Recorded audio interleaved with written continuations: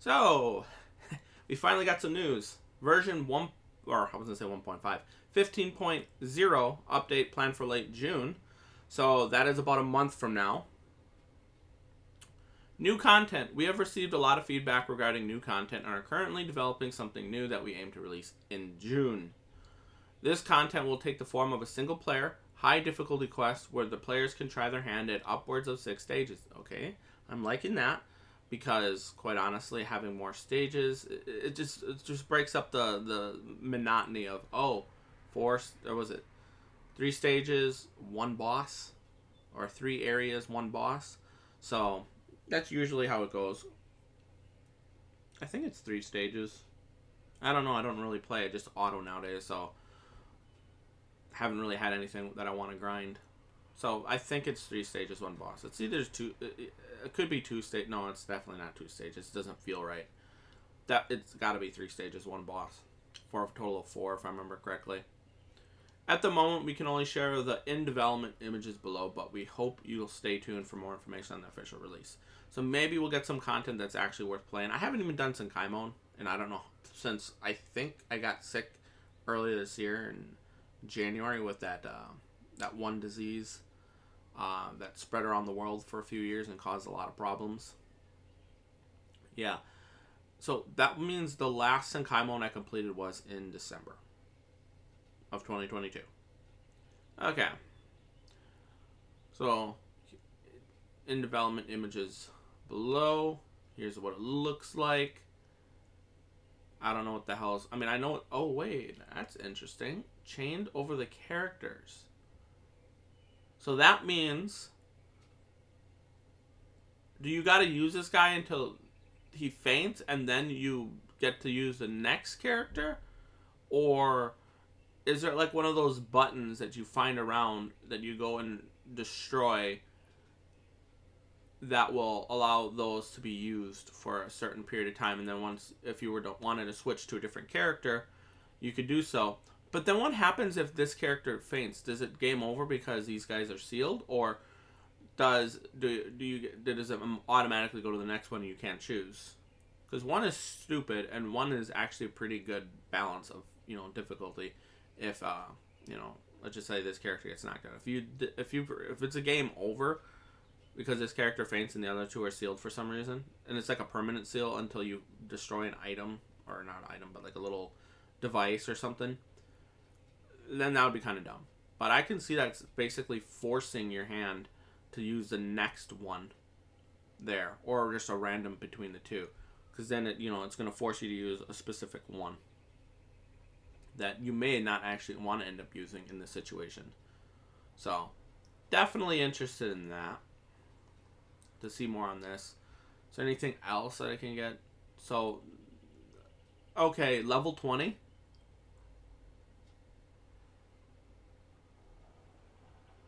Oh, time limit. I forget. Difficulty nowadays, anything difficult is with a time limit now. I hate the artificial difficulty time limit based crap. It's honestly annoying.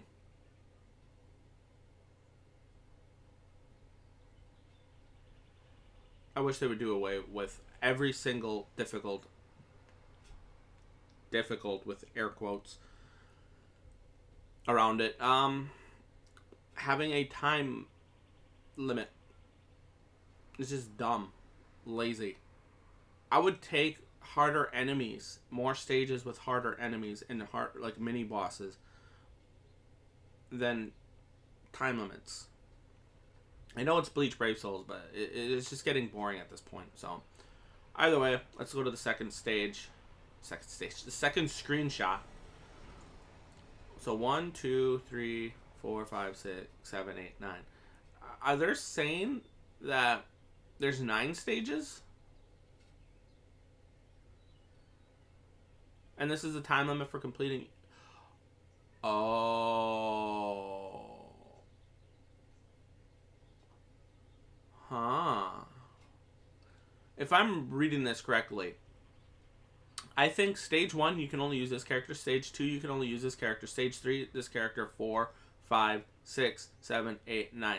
So if you're on stage 5, you cannot use this character. So you kind of gotta pre-plan which characters you're gonna use. That I like more than the time limit. I screw the time limit. I always hate time limits, and pretty much any game.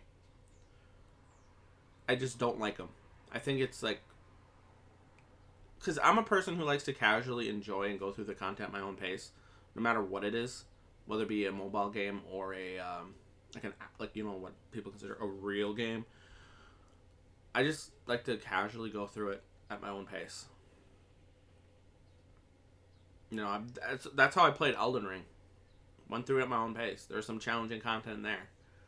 Now, granted, it's Elden Ring, and they're really good at making games from software, that is. So, yeah. Either way, definitely looking forward to seeing more information on this. Definitely liking the way that looks. Does look interesting. Planned future updates. Guild Quest reward revamp. As a result of the positive feedback we have received regarding the current Guild Quest Challenge campaign, we have decided to continue to increase rewards even after the campaign ends on 5/28. You know what I think happened? People were shitting on the rewards. It's like, oh shit, they're shitting on the boosted rewards that we gave them. That must be outdated. Leave it in.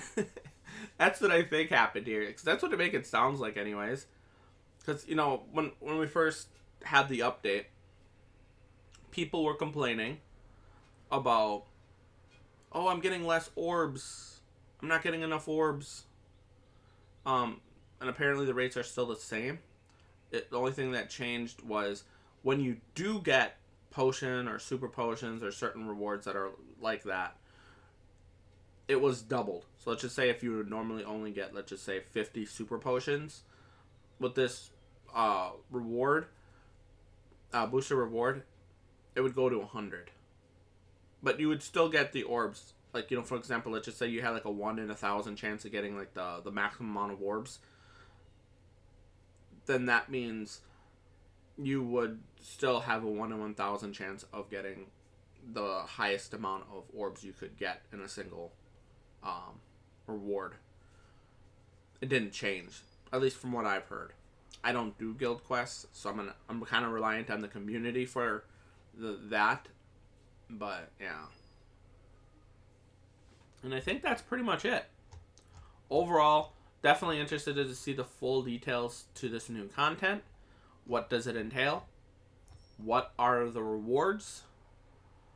Yeah. Does it cost soul tickets? Or is it something that you can do kind of like Senkaimon? What is the exact information on here? I don't know. Something to look forward to, I guess. No, okay. And what is the other one? Brave Fest. I guess I'll talk a little bit about this. Not worth it for just that guy. If he's like the only... Yeah, definitely not worth it. The reason why I'm saying that he's not worth it, you have to go to 20 steps. That is a lot of orbs. I don't know the exact amount, because it's only 1 and 2. So step 1 and 2 is 150, 200. But after that, it's full 250. Yeah, okay, definitely not worth it. Definitely not worth it.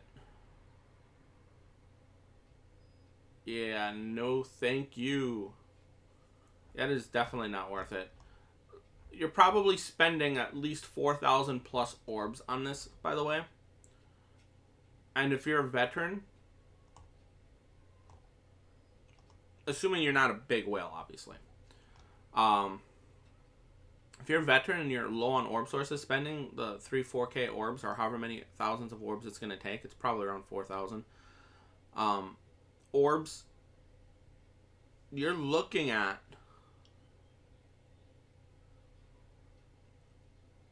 what? That many less orbs in what? 2 months? Less than 2 months? Nope, 2 months and 1 day. Until the 8th anniversary. So that's that amount of less orbs that you're going to have. You'd be better off, honestly, spending it on the point event. Because that way you could potentially get accessory tickets, more soul tickets, and more premium 5-star characters. Theoretically, if you spent 4,000 and you have the reward boost, you get about 1 BBS ticket for every 2 orbs spent. So if you're spending 4,000 orbs and soul tickets to farm the point event, you're probably getting about 2,000-ish Brave Soul summon tickets. So honestly, I would rather do that because you're getting what? What is it? 3? So it'd be what? 30? Be what? 60? Is that right? Yeah, 60. What do we call it?